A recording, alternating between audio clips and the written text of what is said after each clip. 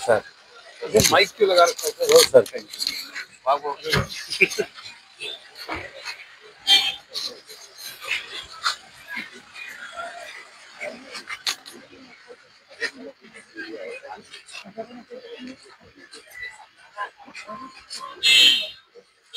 मला मोबाईल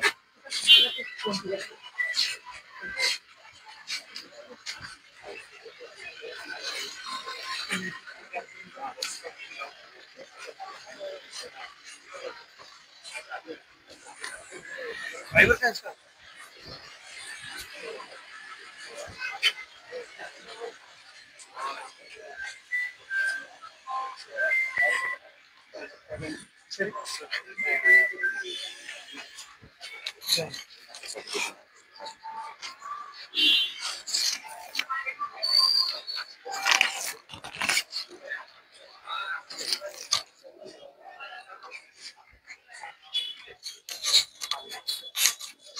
पालकमंत्री महोदयांसमोर ही मागणी आहे की जामनेर येथील घटनेबाबत आमच्या दोन प्रमुख मागण्या. एक प्रमुख मागणी तर SIT ची मान्य पोलीस अधीक्षकांनी काल कबूल केलेली आहे. आता आमची दुसरी महत्वाची बातमी ही आहे की संबंधित आरोपींना जे आहे मास्टर माइंड व जे स्वतः ज्यांच्या फिर्यादीच्या वतीने जे नाव लिहून दिलेलं त्यांना अटक करावी. दुसरं मकोका लावण्यात यावा व सगळ्यात महत्वाचं याच्यात संगनमत म्हणजे जुना IPC 120 आणि नवीन BNS 61(2) प्रमाणे त्वरित कारवाई करण्यात यावी व त्याचसोबत आम्ही विशेष सरकारी वकिलाची याद्वारे मागणी करतोय जेणेकरून विशेष सरकारी वकील याच्यात देण्यात यावा जेणेकरून ही केस लवकरात लवकर होईल आणि लवकरात लवकर आरोपींना कठोर शिक्षा व्हायला पाहिजे ही आमची आज माननीय पालकमंत्र्यांना ही मागणी आहे. काल माजी मंत्री एकनाथ खडसे यांनी सुद्धा म्हटलं होतं की राजकीय पक्षाचे काही यामध्ये आहे तोपर्यंत मकोका लावण्यात यावा अशी त्यांनी मागणी केलेली आहे. आम्ही SITची मागणी एकनाथ खडसे आम्ही पहिल्यापासून 11 तारखेपासून आपण बघत असाल की आम्ही लेखी स्वरूपात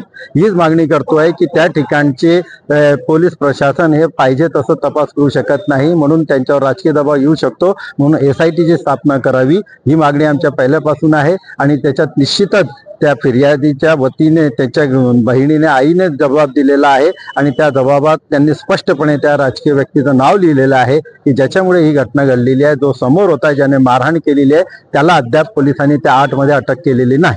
त्यामुळे आम्हाला त्यांना अटक होणे अत्यंत आवश्यक आहे.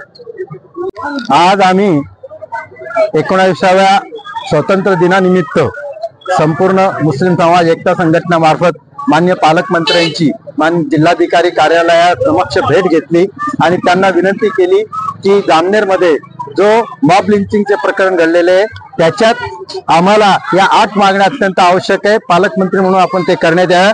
पहिली की पीडित कुटुंबाने दिलेल्या जबाबाप्रमाणे मुख्य आरोपी जो एका संघटनेचा एका राजकीय पक्षाचा प्रमुख आहे त्याला त्वरित अटक करण्यात यावी. त्याचप्रमाणे कॅफे चालक याच्यावर सुद्धा गुन्हा दाखल करण्यात यावा.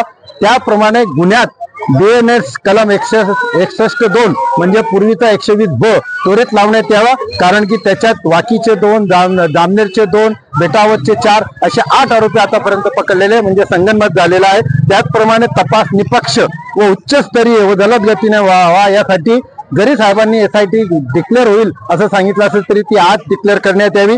पीडिताच्या कुटुंबाला 25 लाख रुपये भरपाई व त्याच्या कुटुंबापैकी कोणाला तरी एकाला सरकारी नोकरीमध्ये द्यावे जे कायद्यानुसार आहे त्या संविधानानुसार आहे. त्याचप्रमाणे जिल्ह्यात धार्मिक द्वेष पसरवणाऱ्या संघटित गटांवर MPAD व मकोका अंतर्गत कायम स्वरूपाची कारवाई करावी.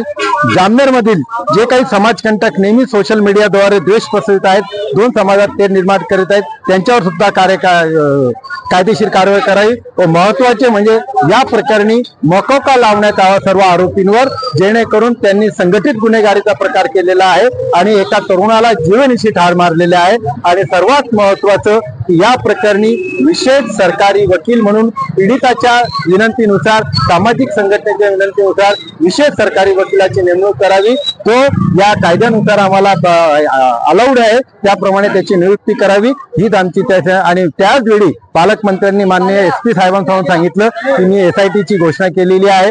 मी तुमच्या 120(ब) ची तेव्हा SP साहेब स्वतः बोलले की संगनमताचा 120(ब) लावतो आम्ही मकोकासाठी थोडा विचार करतोय आम्ही त्यानंतर लावू. अशा प्रमाणे आमच्या या निवेदनावर 12 तारखेची आणि 15 तारखेच्या निर्णयावर त्यांनी कारवाई केलेली आहे. त्याबद्दल आम्ही प्रशासनाचं जोपर्यंत मुख्य आरोपीला अटक होत नाही तोपर्यंत आम्ही आभार मानणार नाही किंवा ऋणात राहणार नाही. पोलिसांनी ही कारवाई करणे अत्यंत आवश्यक आहे. धन्यवाद. एकता संघटन, जळगाव.